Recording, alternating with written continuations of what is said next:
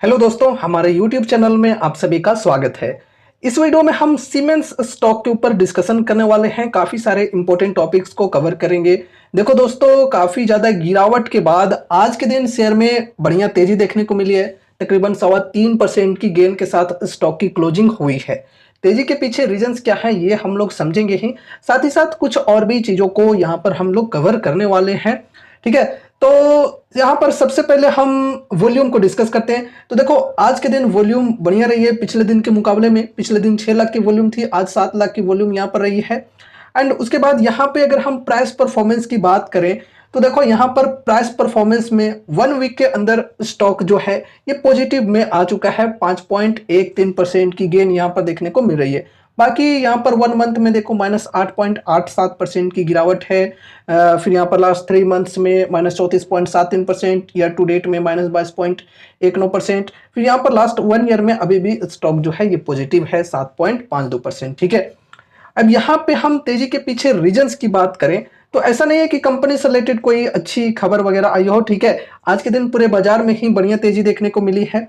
सभी इंडाइसेज यहाँ पर देख सकते हो, large cap, mid cap, small cap, सभी इंडाइसेज में अच्छी तेजी देखने को मिली है। ठीक है, तो यही वजह है कि जिसमें स्टॉक के अंदर भी बढ़िया तेजी देखने को मिली है। 303% की गेन के साथ स्टॉक की क्लोजिंग हुई है। पूरे के पूरे बाजार में ही पॉजिटिविटी देखने को मिला है आज के दिन। कल भी बढ़िया पॉजिटिविटी थी, लेकिन कल के कंपैरिजन में आज कुछ ज़्यादा ही बेहतर देखने को मिला है। तो बाजार में बढ़िया पॉजिटिविटी देखने को मिली, तो उसी का इम्पैक्ट शेयर पर भी देखने को मिला है। ठीक है, अब यहाँ पे हम बात करते हैं वैल्यूएशन की। तो देखो दोस्तों, यहाँ पर स्टॉक पी 79.6 की है, इंडस्ट्री पी 47.2 की है। तो इंडस्ट्री पी के कंपैरिजन में स्टॉक की जो पी है ये काफ़ी ज़्यादा है। साथ ही साथ पीजी रेशियो देखो 4.26 की है। तो ओवरऑल यहाँ पर हम वैल्यूएशन की बात करें तो वैल्यूएशन एक्सपेंसिव है फिलहाल। ठीक है, एंड फिर यहाँ पर बाकी हम फंडामेंटल रेशियोज की बात करें तो सब कुछ लगभग ठीक ठाक देखने को मिल जाता है। प्रमोटर्स होल्डिंग 75% का है और यहाँ पर प्लेज परसेंटेज भी है 6.67 का। तो ये जो प्लेज परसेंटेज है ये ज़्यादा बढ़ना नहीं चाहिए, ये आपको थोड़ा सा ट्रैक करते रहना होगा। प्लेज परसेंटेज यानी कि जो प्रमोटर्स के होल्डिंग गिरवी रखे होते हैं वो यहाँ पर है। ठीक है, अब यहाँ पे हम डेप्ट की बात करें तो 279 करोड़ की डेप्ट है। डेप्ट इक्विटी रेशियो 0.02 की बढ़िया है। एंड डेप्ट के कंपैरिजन में फ्री कैश फ्लो की बात करें तो भाई साहब काफी बढ़िया है। 1567 करोड़ का फ्री कैश है कंपनी के अंदर, और डेप्ट मामूली सा है फ्री कैश के कंपैरिजन में। तो कंपनी जब चाहे तब अपने फ्री कैश फ्लो के माध्यम से अपने डेप्ट से छुटकारा पा सकती है, तो बढ़िया है। ठीक है, अब यहाँ पे हम compounded sales growth and profit growth को डिस्कस करते हैं। देखो दोस्तों, यहाँ पर कंपाउंडेड सेल्स ग्रोथ की बात करें तो थोड़ी सी यहाँ पर फ्लक्चुएशन देखने को मिल रही है, लेकिन कंपाउंडेड प्रॉफिट ग्रोथ जो है ये थोड़ा बेटर यहाँ पर हमें देखने को मिल रहा है। अब देखो दोस्तों, चूंकि ये लार्ज कैप की कंपनी है तो लार्ज कैप्स के अंदर जनरली इस प्रकार की ग्रोथ हमें देखने को मिल जाती है सेल्स में। ठीक है, तो ये कोई बुरी बात नहीं मानी जाती है।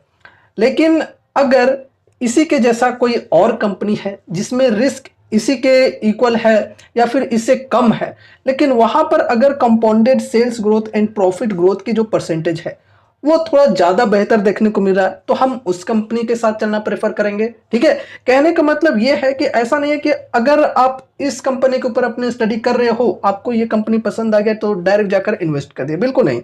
अगर आपको ये कंपनी पसंद आता है तो इसके जैसे जो भी कंपनीज हैं, इनके जो पीयर्स हैं, उनके साथ एक बार कंपेरिजन जरूर से करना चाहिए।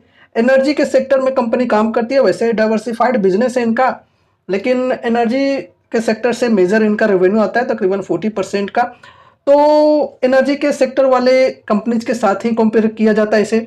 लाइक कौन कौन से कंपनीज हो गए, एबीबी इंडिया हो गया, हिताची एनर्जी हो गया, बेल हो गया, फिर सीजी पावर हो गया, वारी एनर्जीज को भी इंक्लूड करके चल सकते हो। ठीक है, तो अब क्या है कि इनके जो पीयर्स हैं इनके साथ इसे कंपेयर करना है।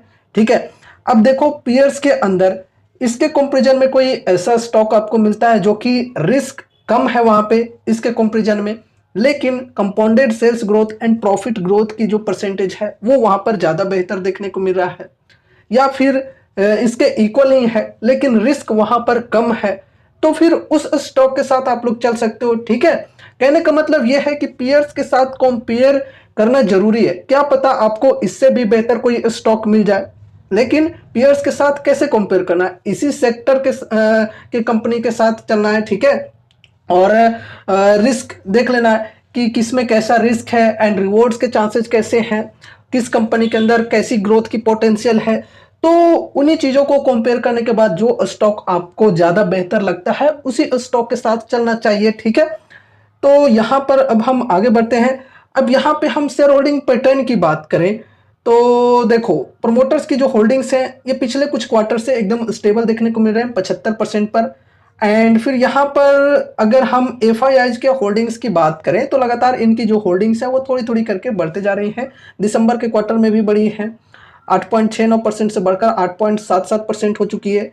एंड उसके बाद यहाँ पे अगर हम बात करें डीआईएच की, तो डीआईएच की जो होल्डिंग्स है वो लगातार यहाँ पर घटते जा रही है, ठीक है। 7.03%, फिर घटकर 6.9% हो गया, फिर यहाँ पर दिसंबर के क्वार्टर में घटकर 6.78% हो गया।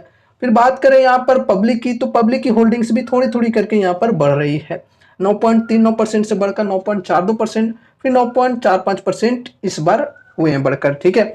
तो यहाँ पर चलो ठीक है, एफआईआईज एंड डीआईएच के जो होल्डिंग्स हैं वो भी अच्छे परसेंटेज में फिलहाल देखने को मिल रहे हैं। अब यहाँ पे देखो, शेयर की अगर हम बात करें तो ये जो शेयर है पिछले कुछ समय से काफी ज्यादा टूटा है। कंपनी ने अपने Q3 के नंबर्स जब डिस्क्लोज किए थे तो नंबर्स के बाद मैनेजमेंट की गाइडेंस आई थी, मैनेजमेंट की गाइडेंस कुछ खास देखने को नहीं मिली थी, तो उस वजह से शेयर में काफी ज्यादा गिरावटें शुरू हो गई थी, ठीक है। फिर कुछ ब्रोकर्स ने भी स्टॉक को डाउनग्रेड किया था तो उसका भी इंपैक्ट देखने को मिला, और स्टॉक जो है ये अपने 52 वीक हाई के लेवल से 40% से भी ज्यादा करेक्ट हो गया था। अभी यहाँ पर देखो सपोर्ट की लेवल है 4569 की, तो इस सपोर्ट के लेवल से थोड़ी सी रिकवरी देखने को मिल रही है और 5085 के प्राइस पर पहुंच गया। अभी यहाँ पर 52 वीक हाई के लेवल से बात करें तो तकरीबन 37-38% की करेक्शन पर अवेलेबल है।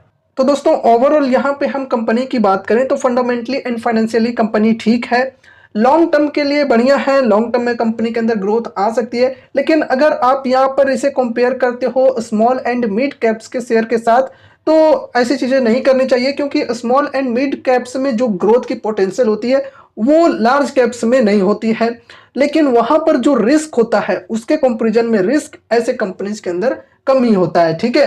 तो आप अपनी रिस्क टेकिंग एपेटाइट के अनुसार यहाँ पर सोच सकते हो, ठीक है। बाकी ध्यान रखना कि कोई भी इन्वेस्टमेंट रिलेटेड डिसीजंस लेने से पहले अपने फाइनेंशियल एडवाइजर से कंसल्ट जरूर से कर लेना, क्योंकि यहाँ पर आप सभी को कोई भी रिकमेंडेशंस या फिर एडवाइजरी नहीं दी जा रही है। तो ये रही हमारी आज की वीडियो। उम्मीद है कि ये वीडियो आपको जरूर से पसंद आई होगी, तो वीडियो को लाइक करके चैनल को सब्सक्राइब कर देना और मिलते हैं अगले नए वीडियोस के साथ। तब तक के लिए बाय बाय।